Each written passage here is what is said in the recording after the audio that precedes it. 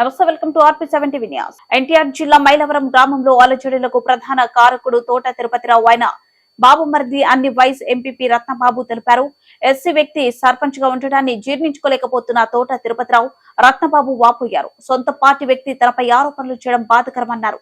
Ration బియ్యం తోలకాలను అడ్డుకున్న అందుకే తమపై కక్ష సాధింపు చర్యలకు పాల్పడుతున్న తోట తిరుపతిరావు అని వైస్ ఎంపీపీ రత్నబాబు అన్నారు. వైసీపీ పార్టీలో ఉంటూ టీడీపీ పార్టీకి కొమ్ము కాస్తున్నారు. పంచాయతీలో జరుగుతున్న అభివృద్ధిని చూసి తట్టుకోలేకపోతున్నా మండిపడ్డారు. గ్రామంలోని కొందరు యువతను మత్తుకు బానిసలుగా చేసి దాడులకు పాల్పడేందుకు ఉసుగలుపుతున్నారన్నారు.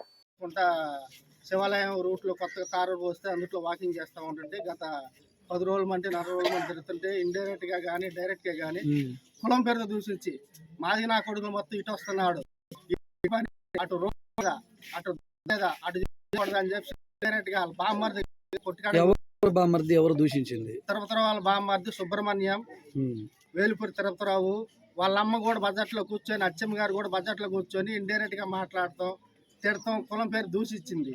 చాలా సార్లు ఎమ్మెల్యే సాక్షాత్తు కృష్ణప్రసాద్ ఎంఆర్ గారి ఆఫీసులోనే మాదిగ మాసం తిని మాదిగ మతం ఎక్కేసి నా కొడుకుని కొడతారు వచ్చారని కులం పేరుతో దూషించింది.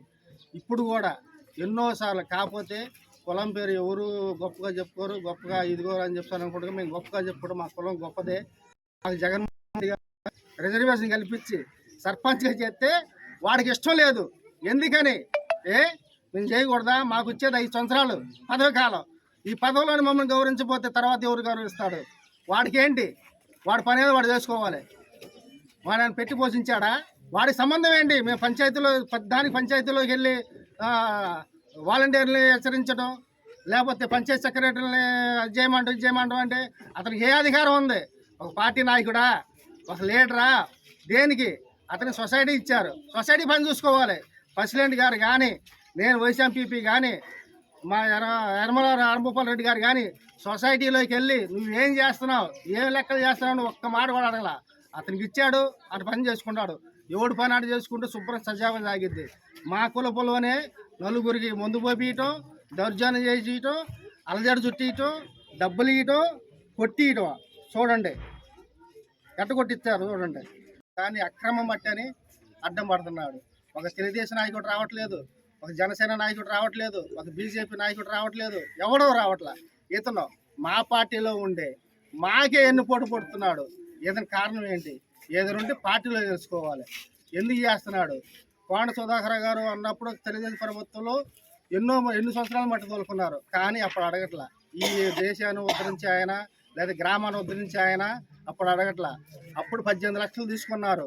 మేము ప్రభుత్వం వచ్చిన తర్వాత ఆ 18 లక్షల రూపాయలు ఆయన అకౌంట్లో వేస్తే అవి తీపిచ్చినందుకు పగ, అవి తీసి పంచాయతీ వాడినందుకు పగ. వాళ్ళ బామ్మర్దిని ప్రధాన కారణం ఉదయం ఏం జరిగిందో చెప్పండి. ఉదయం చేసినప్పుడు ఏ గొడవలు కూడా లేవు. ఫస్ట్ నుంచి కూడా గత 20 సంవత్సరాల నుంచి కానీ 10 సంవత్సరాల నుంచి కానీ వైఎస్ఆర్ వాళ్ళైనా, కాంగ్రెస్ వాళ్ళైనా, టీడీపీ వాళ్ళైనా, జనసేన వాళ్ళైనా సరే ఈ కులంలో కానీ ఎక్కడ కూడా చిన్న గొడవలు అనేది ఎక్కడ ఓట్లు వేసి వెళ్తాయి. కానీ ఇంతవరకు ఏం ఓట్లు లేదు. ప్రెసిడెంట్ గారు నాకు ఫోన్ చేశాడు, నాగరాజు ఎక్కడ ఉన్నామన్నాడు. నేను ఇంటికి వస్తే తోట తిరుపతిరావు గారు 100 మందిని వేసుకొని మా కులం గొడవలోకి రావాల్సిన పని ఆయనకి ఏంటి? వీళ్ళిద్దరికి 3 సంవత్సరాల నుంచి కజ్జాలు ఏమైనా మట్టి తోలుతున్నారు, ఉసుకు తోలుతున్నారు. వీళ్ళకి బయటకు గొడవలు ఉన్నాయి. ఆ గొడవలోకి వచ్చి 100 మందిని వేసుకొచ్చి నాయులను తీసుకొని వచ్చి మా వాళ్ళని ఎక్కదోసి మందు ఇప్పించి అవి ఇప్పించి మా గొడవలోకి రావాల్సిన పని ఆయనకి ఏంటి? ఇంట్లోకి వచ్చి మా అక్క ఉంది ఇంట్లో, మా పిన్నోళ్ళు ఉన్నారు ఇంట్లో, రండి అని బూతు మాటలు వచ్చినట్టుగా తిట్టాడు. ఆయనకేంటి అంత అవసరం? అంటే మాది కూడా కద్దరి చక్క వేసుకొని తిరగకూడదు, ఎక్కడ ఎంపీటీసీ తిరగకూడదా, రోడ్ల మీద తిరగకూడదా? లేనోడు ఒక టక్కు మట్టి అడుగుతాడు, సర్పంచ్ కాబట్టి ఇస్తాడు. ఇచ్చే దానికి నువ్వు వెళ్ళి రోడ్డు మీదకి వెళ్ళి అడ్డపడాల్సిన పని ఏంటి?